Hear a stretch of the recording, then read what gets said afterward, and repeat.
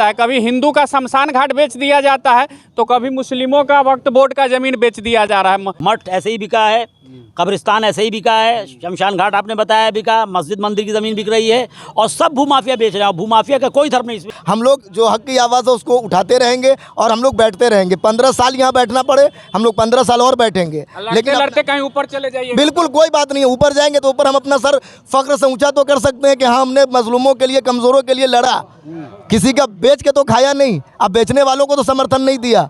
कल ही नीतीश कुमार आदेश दिए हैं कि तेजस्वी यादव के पास जो विभाग है सबका हम जांच करवाएंगे। अरे करवाइए ना भूमि विभाग का जांच। बिहार का कोई एक ऐसा अंचल कार्यालय नहीं है जो बिना घूस का काम चलता है। हर दाखिल खारिज में जाइएगा, रेट फिक्स है। नमस्कार, आप लोग देखना शुरू कर चुके हैं बिहार वाला और मैं हूं मिथुन कुमार। दोस्तों अभी हम मुजफ्फरपुर में है और उसी मुजफ्फरपुर में है जहाँ कोई जाति समुदाय देखा नहीं जाता है। कभी हिंदू का शमशान घाट बेच दिया जाता है, तो कभी मुस्लिमों का वक्फ बोर्ड का ज़मीन बेच दिया जा रहा है। अब क्या कहें, ये लोग आए हुए हैं, प्रदर्शन कर रहे हैं और कहीं दूर नहीं प्रदर्शन कर रहे हैं। जहां डीएम साहब बैठते हैं वहां से 200 मीटर की दूरी पर ये लोग प्रदर्शन कर रहे हैं। अभी ही कुछ दिन पहले हम मुजफ्फरपुर में दिखाए थे कि शमशान घाट का ज़मीन बेच दिया गया था। अब किस धर्म की हम बात करें, हर धर्म के ज़मीन को बेचा जा रहा है और बिहार में सबसे बड़ा भूमाफियों का राज चला हुआ है, लेकिन सरकार में इसमें देखना सुनना कुछ नहीं है। क्या नाम हुआ सर? हमारा नाम सैयद मोहम्मद काजिम शबीब।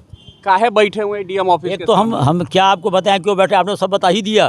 धर्म का कोई क्या बात कही है आपने, सब सारा इंटरव्यू आपने ले दिया। क्या बात है, कोई धर्म की ज़मीन नहीं बेची हुई है। मठ ऐसे ही बिका है, कब्रिस्तान ऐसे ही बिका है, शमशान घाट आपने बताया बिका, मस्जिद मंदिर की ज़मीन बिक रही है और सब भूमाफिया बेच रहे हैं। भूमाफिया का कोई धर्म नहीं इसमें। जो आप नाम नहीं, अभी यहाँ पे आप नाम ले लीजिए भूमाफिया का, उसका आगे जो है कुमार भी लगा है, उसके आगे रिजवी भी लगा है, उसके आगे आलम भी लगा है, उसके आगे कोई जात नहीं है और सब एक हो जाते हैं। जब ये भूमाफिया 21 जुलाई को, अभी जो यहाँ पे कौन है, आशीष आनंद जो DSP थे, उनके साथ बड़े बड़े शहर के भूमाफिया, जावेद अख्तर गुड्डू, शाह आलम, शब्बू, समीर, ये गेट तोड़ के घुसे थे 500 भूमाफिया के साथ और औरतों बच्चों को हमारे घर में घुस के बुरी तरह मारा था।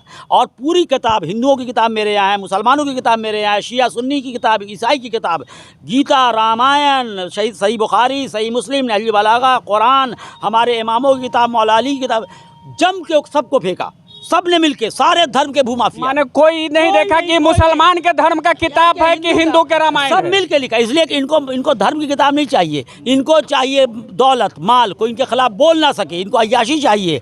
अभी सुप्रीम कोर्ट ने ऑर्डर किया, क्या किया कि सब बताए किस किस बिजनेसमैन से पैसा लिया है, जिससे हम पैसा लेंगे उसका काम करेंगे, ये तय है। इसके लिए चाहे वो हम मुसलमान से लें चाहे हिंदू से लें, और सब बड़े बड़े भूमाफियाओं से पैसा लेके काम कर रहे हैं। इसलिए काम जनता के फेवर में नहीं होगा। दिखाने के लिए हाथी के दांत और है खाने के, और दिखाने के और हैं। हमें इतना कहना है कि जो अभी कुछ हो रहा है, वक्फ की ज़मीन जो कमज़ोरों के लिए है, गरीबों के लिए है, मुस्तज़िफ़ीन के लिए है, बच्चों की पढ़ाई के लिए है, इलाज के लिए, गरीबों की बिज़नेस के लिए, लड़कियों की शादी के लिए और धर्म के कामों के लिए, ये सारी ज़मीन को बेचा जा रहा है। धर्म वो होता है जिससे एक इंसान अच्छा बनता है। कहा कि धर्म की ज़मीन बेच दो, ना धार्मिक काम होगा, ना अच्छा आदमी बनेगा, ना अच्छा आदमी बनेगा, ना जालिम के ख़िलाफ़ खड़ा होगा। जैसे इमाम हुसैन यजीद के ख़िलाफ़ खड़े हुए, गांधी जी ने कहा कि हमने भी इमाम हुसैन से शिक्षा लेके अंग्रेज़ के ख़िलाफ़ खड़े हुए हिंदुस्तान को उन्होंने आज़ाद कराया। कहा कि ऐसा ना हुसैन का जिक्र हो, ना किसी भी धर्म से आपके राम जी का जिक्र उस तरह ना हो जैसे होना चाहिए कि रावण को निकाल के फेंक देना है। जिक्र भी कर रहे हैं, रावण भी पल रहा है बगल में, क्या फ़ायदा हुआ? नाम इमाम हुसैन का भी ले रहे हैं। लूट का काम, यजीद का काम लूट का काम था, झूठ का, धोखे का। जो भी झूठ, लूट और धोखे का काम कर रहा है वो यजीद है। ये लोग नहीं चाहते हैं कि कोई ऐसी जगह हो जाए यजीद के ख़िलाफ़ बोला जाए, ताकि हुसैन ऐसा आदमी पैदा हो। धर्म की ज़मीनें बेच रहे हैं। नेल्सन मंडेला 27 साल लड़े, इमाम हुसैन के नाम पर लड़े। 25-23 साल के बाद वो थक गए थे, लेकिन बोले कि अब हम लोग को लगता है कि हम थक गए, जेल से बाहर आए। लेकिन उन्होंने कहा कि नहीं, इमाम हुसैन भी लड़के मर गए, हम भी आखिर तक लड़ेंगे, और लड़े। देखिए, कहीं ना कहीं कमज़ोरों का नाम लेके, अच्छे लोगों का नाम, धार्मिक लोगों का नाम लेके हम खड़े हो रहे हैं। ये लोग ज़मीन को बेच रहे हैं हम लोग के ऊपर।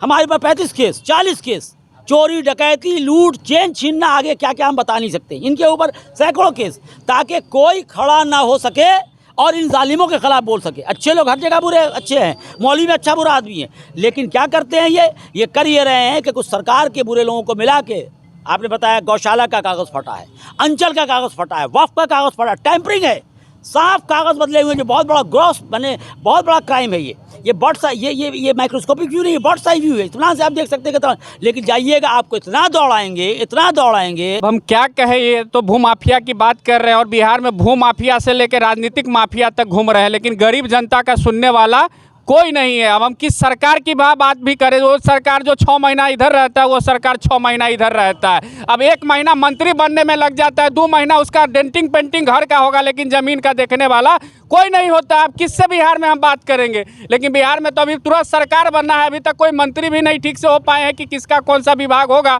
9 विभाग रखे हुए हैं, किसको देखे आप? लोग राजनीतिक लड़ाई लड़ते हैं। हम सब पहले ही बोल दिए हैं कि जांच पड़ताल होता है। अरे भाई, नीतीश कुमार में हम चैलेंज कहते हैं कि है तो अंचल कार्यालय की जांच करवा लीजिए, एक अंचल कार्यालय की। आपको पता लग जाएगा कि बिहार में कैसे भूमाफियाओं का राज होता है। एक दाखिल खारिज से लेके वो रसीद कटवाना होता है, उसका भी रेट फिक्स है, और कर्मचारी 3-3 गो अटर्नी पंचायत में रखता है, उसके द्वारा वो पैसा लेता है। सब जगह फिक्स है पूरे बिहार में। क्या नाम हुआ? सैयद ताहिर हुसैन।